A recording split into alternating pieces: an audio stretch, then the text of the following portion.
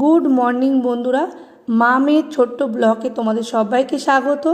আমি পূজা আবারও হাজির হয়ে গেছি তোমাদের মাঝে ছোট্ট একটা ব্লগ ভিডিও নিয়ে। আর এখন দেখো আমি অর্নি সোনাকে নিয়ে চলে এসেছি ডক্টর দেখাতে, কারণ অর্নির প্রচণ্ড পরিমাণে ঠান্ডা লেগেছে আর এই ডক্টরকেই দেখায়। আর এই পাশেই দেখো রয়েছে এই ডক্টরের ছোট্ট একটা বাগান, যেটা ডাক্তারবাবু খুবই খুবই খুবই পছন্দ করে। মানে এটা হচ্ছে ডাক্তারবাবুর শখের বাগান। ডাক্তারবাবু এত ফুল বাগান ভালোবাসে যে কী বলবো। আমি যখনই আসি এই বাগানটা একটু ঘুরে দেখি, আর সব থেকে বেশি পছন্দের ফুল হচ্ছে ডাক্তারবাবু, সেটা হলো গোলাপ ফুল, যেটা উনি খুব খুব খুব পছন্দ করে। দেখো এখানে আছে বিভিন্ন রকমের সার আর হচ্ছে গাছের বিভিন্ন রকম সামগ্রী, যেগুলো গাছের লাগে আর কি। যেহেতু শীতের শুরু, তাই দেখো বাগানটা রেডি করা হচ্ছে শীতের ফুল গাছের জন্য। আর এখানে একটা মালিও আছে যে আর কি এই গাছগুলোকে পরিচর্যা করে আর বাগানটাকে দেখাশোনা করে। আর অর্নির দেখো বাগানটা খুব পছন্দ, যে দেখছে আর হাসছে। কি এগুলো কি তুমি নেবে? তুমি এরকম একটা বাগান তৈরি করবে বাড়িতে?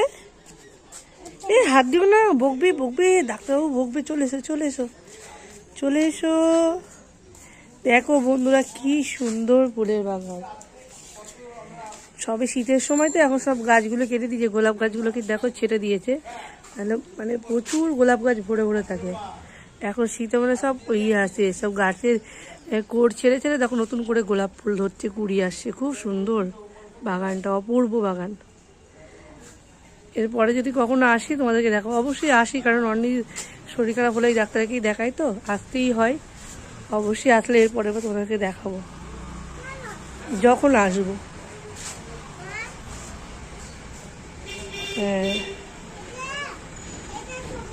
ও দাঁড়াও, এটা ছবি তুলতে বলছো অন্নি। দেখো সবাই দেখো।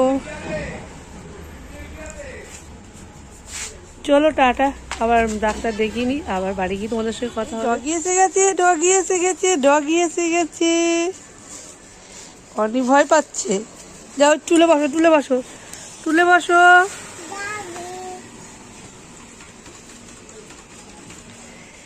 এই আমরা এসেছি মেডিকেলে ওষুধ কিনতে। এই ডগি, ডগিকে দেখাতে বলছে। এই যে অর্নির বন্ধু, দেখো অর্নির বন্ধু। অর্নি মেডিকেলের সামনে বসেছে, ডগি ওর পাশে বসে পড়েছে।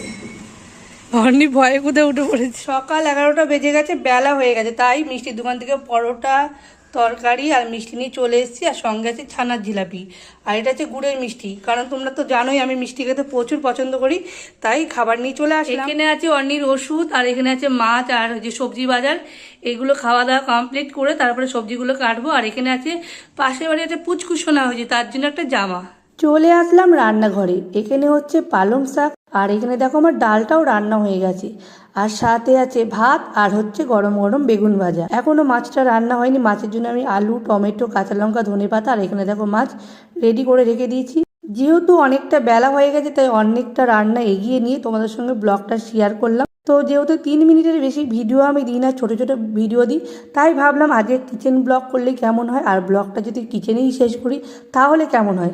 তো যাই হোক বন্ধুরা, ভিডিওটা কেমন লাগলো একটু কমেন্ট করে জানিও। আজকে ভিডিওটা এখানেই শেষ করছি। চলো আজকের মতো টাটা।